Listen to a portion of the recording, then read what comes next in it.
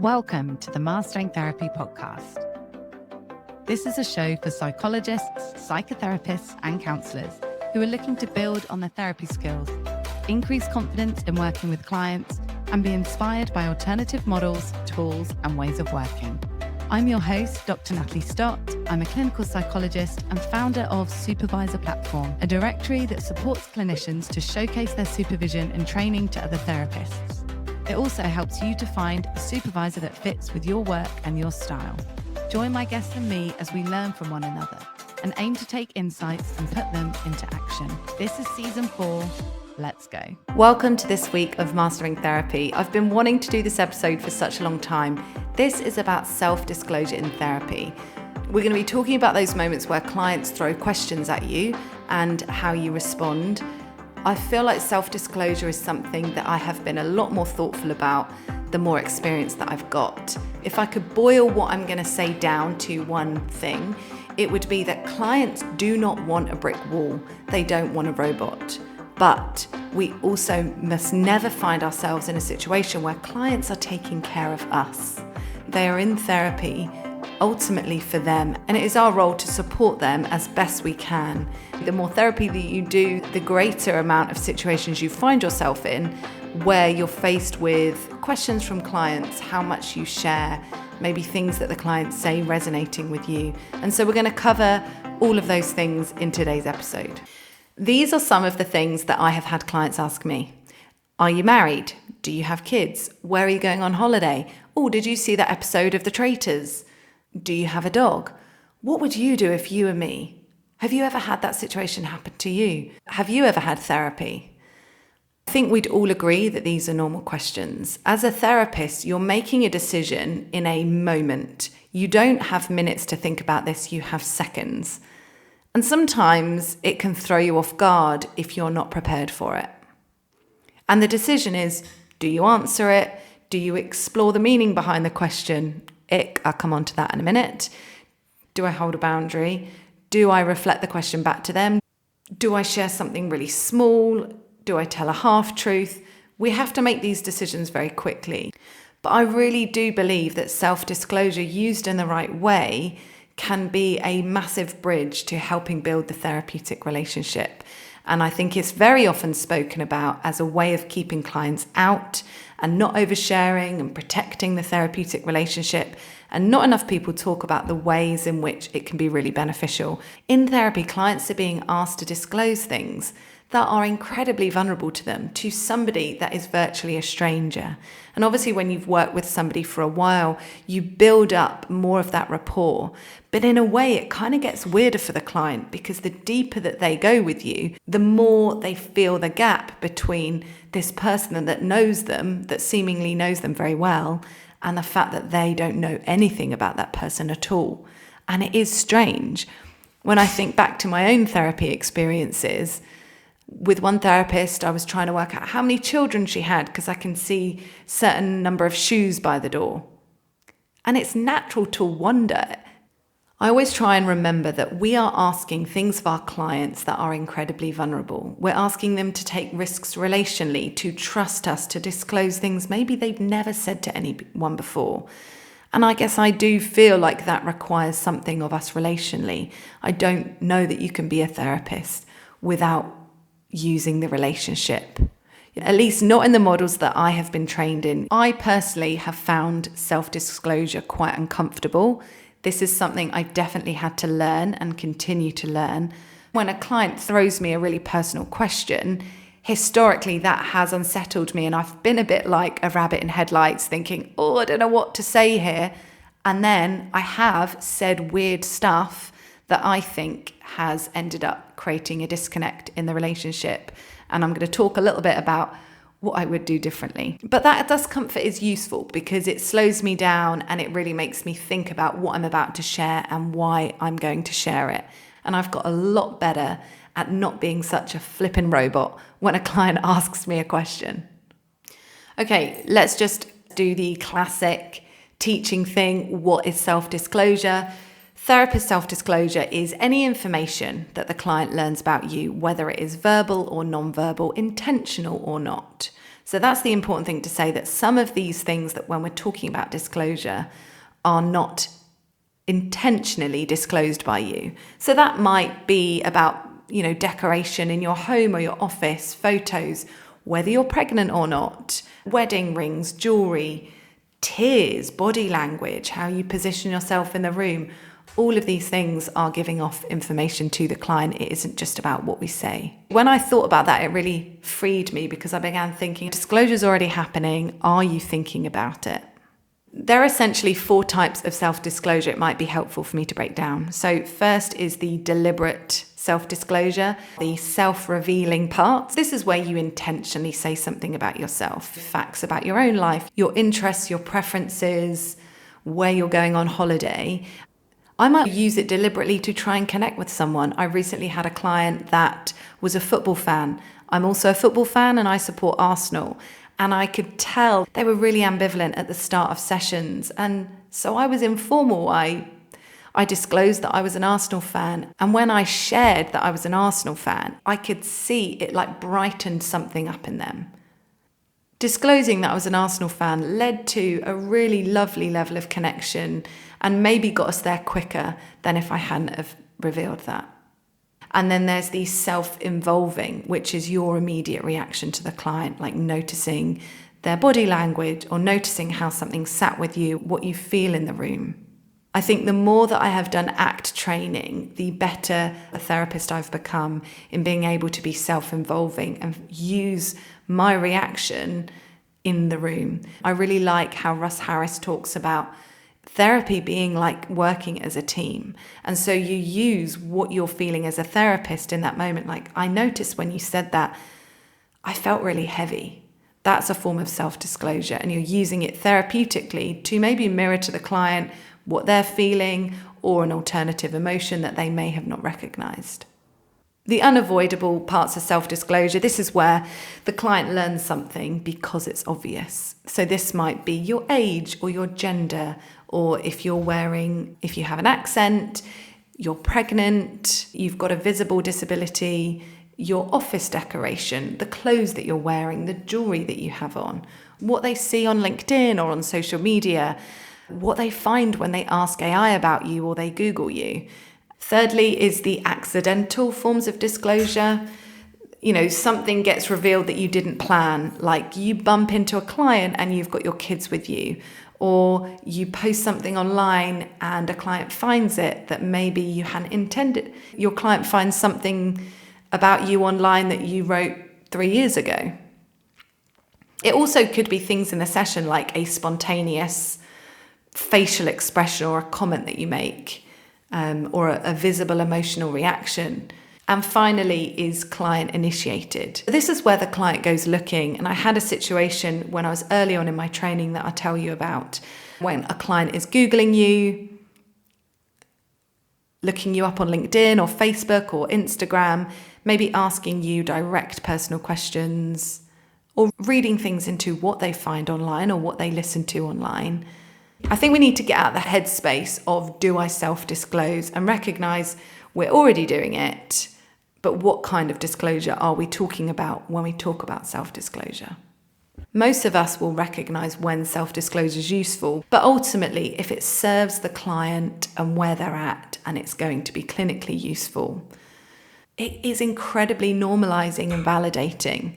Often when clients ask questions, they're not trying to catch us out, or it's not a test.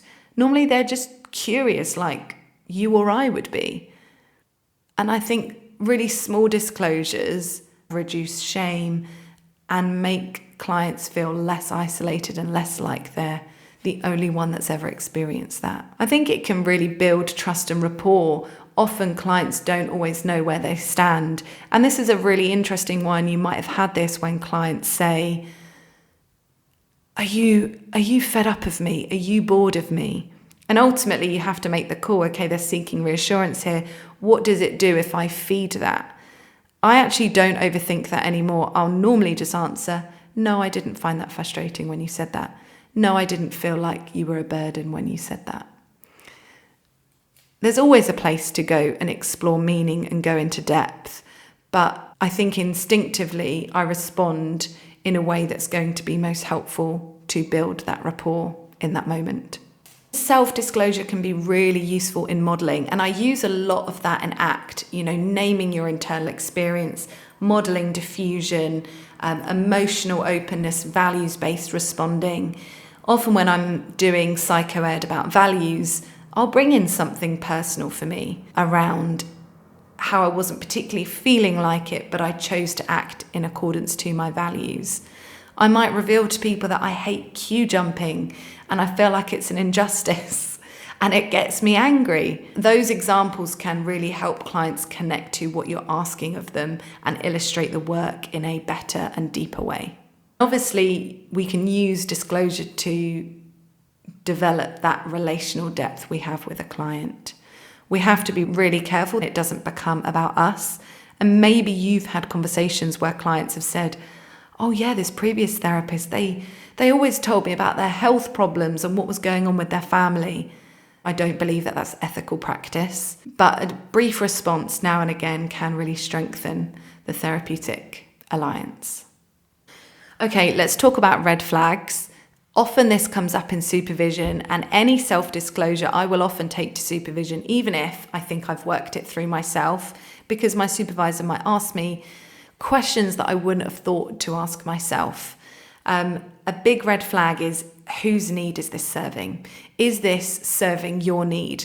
Like, you could argue that sometimes disclosing something to deepen that therapeutic alliance, like what football team you support, if done in the wrong way, could be to meet a need that in that moment I'm feeling disconnected from the client, and so I'm going to use something to try and bring them in closer relationally. That then becomes about me as the therapist and not about the client, as a red flag. Maybe you might disclose because you feel awkward, or you're falling into kind of people-pleasing patterns. You're seeking to try and reassure the client, or to try and prove that you understand, I've been through this, I absolutely get it. Or maybe if you're anxious, you're really anxious and you don't know what to do, that can mean that you run the risk of oversharing sometimes. A good rule of thumb is if the client ends up listening to you, managing you, comparing themselves to you, or feeling that they have to respond well, you're probably in dangerous territory, and definitely take that to supervision. Timing of disclosure is also important to think about. Sometimes if you're early on in therapy with somebody, you're not going to have the information that you might need to know whether a certain disclosure is going to be helpful, or whether something is needed in order to explore, or whether it's one of those questions that does require you to explore more meaning. Personally, and there's no right or wrong with this, I tend to use disclosure when I've been working with somebody for a while, rather than using it immediately, unless it's something that I feel is going to help the relationship, like my Arsenal example. And like all interventions that we do in therapy, you are taking a relational risk there, and sometimes it won't work out, and that's where we grow and learn. I want to talk about naming what's in the room. We've spoke about this in terms of self-involvement, and this is a question about the kind of therapist that you want to be. I feel it's very appropriate for therapists to show when they're moved by something, but it's important that that's contained so the client doesn't feel like they have to manage you. There have been situations in sessions where what a client has shared has been so incredibly moving that I have shed a tear. And I don't hide that fact. And I will name it. I'm noticing I feel incredibly sad when you say that. I feel really sad when you talk about the little girl that didn't know how to get her needs met. Especially when somebody is emotionally shut down, that is an intervention in and of itself. So we're using self-disclosure not only to model, but as an intervention. And I have seen that be really effective. There's a real difference between a therapist being moved and the therapist making it about them, or being the emotional center of the room. And that is what isn't appropriate, right? Being able to relate is something that's really important to me and the kind of therapist that I want to be. Shared humanity is important. Validating is important. And this isn't about being a friend to our clients. It's about being true to yourself and being authentic, ultimately. Some disclosures are not even made in contact. They're made before you've even met with somebody by AI or ChatGPT, by an algorithm. It might even be by a profile photo or a post that you made ages ago that you'd forgotten about.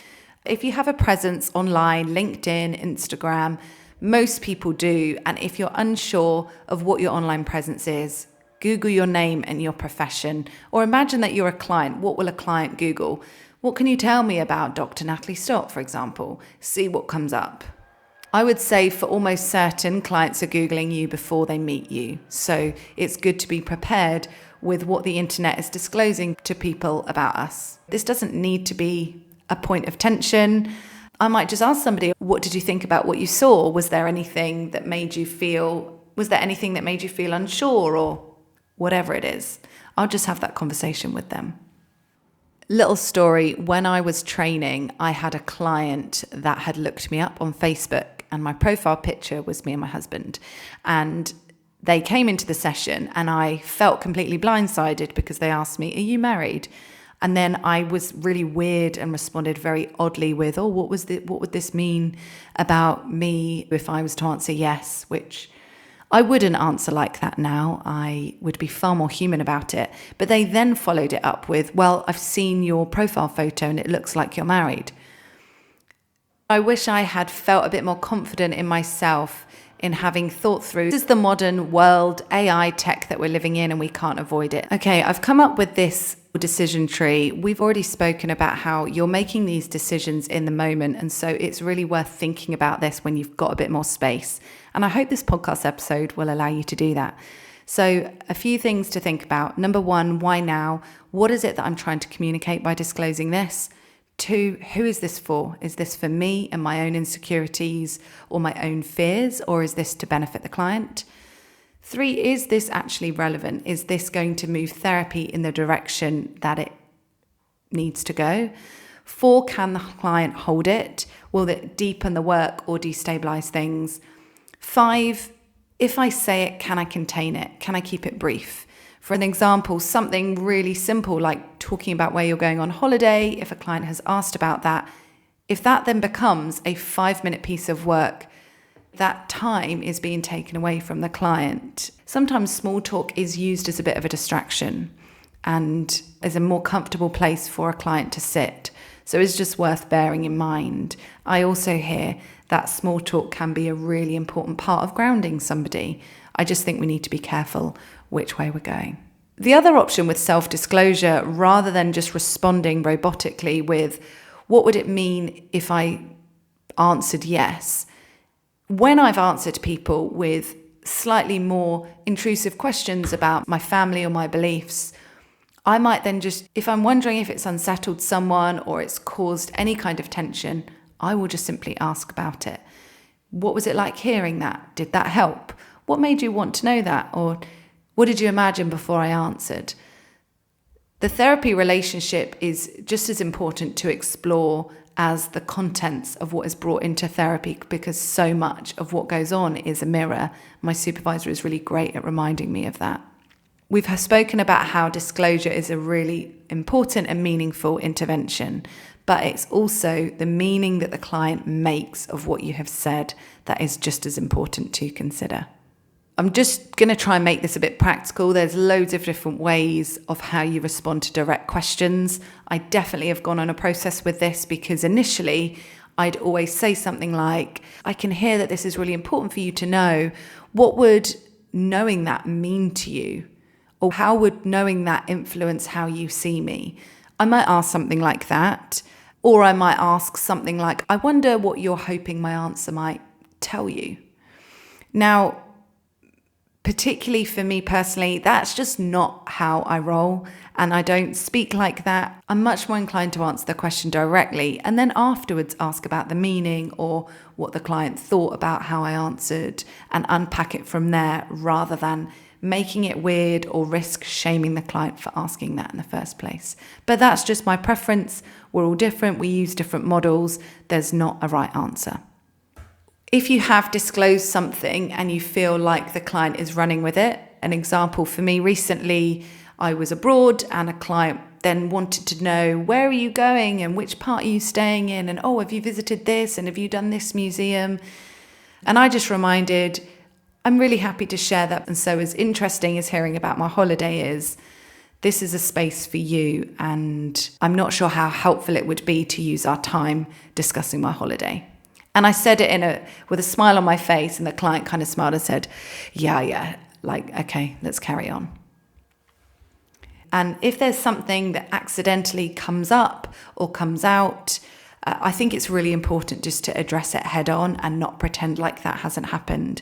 So, for example, when I was pregnant, I didn't just not say anything to my clients because that was obvious. And it felt to me that even though it was obvious, it was important to name. I didn't make it a big thing. I just brought it in very casually.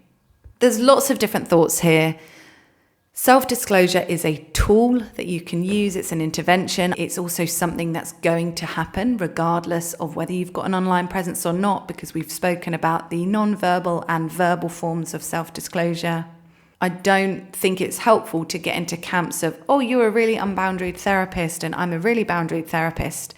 It's all about being thoughtful, clinically sound in why you're choosing the method that you're choosing. And most importantly is taking it to supervision. There have been quite a few moments where I'll add it in supervision and I'll say, oh, I shared this with a client and I think it was helpful. I'm not sure why they asked this. And we'll have that discussion. And my supervisor has asked me some of those hard questions of, who was that for? Was that for you? Was that for them? And I'm growing as a result of those conversations. I don't believe clients want us to be these blank slates. I don't think they need our history and our life story either. What they need is a therapist that can think about the relationship carefully, authentically, and enough to know when sharing will be helpful and when sharing too much could get in the way. I think we can get very rigid about this as therapists, and ultimately there isn't one right answer. But I hope that this episode can help you think a bit more reflectively about how you approach self-disclosure. I really hope this has been helpful and enabled you to reflect a little bit on how you use disclosure. See you next time. Thank you for listening to this episode of Mastering Therapy. All of the resources mentioned are available in the show notes. If you're interested in getting more information on what's been covered this season, you can sign up to our mailing list or visit the website masteringtherapy.com. If you know someone that would be great to interview on this podcast, you can submit a recommendation and I'd love to hear from you. The Mastering Therapy podcast and the information provided by me and my guests is solely intended for qualified professionals for information and educational purposes. I look forward to you joining me next time.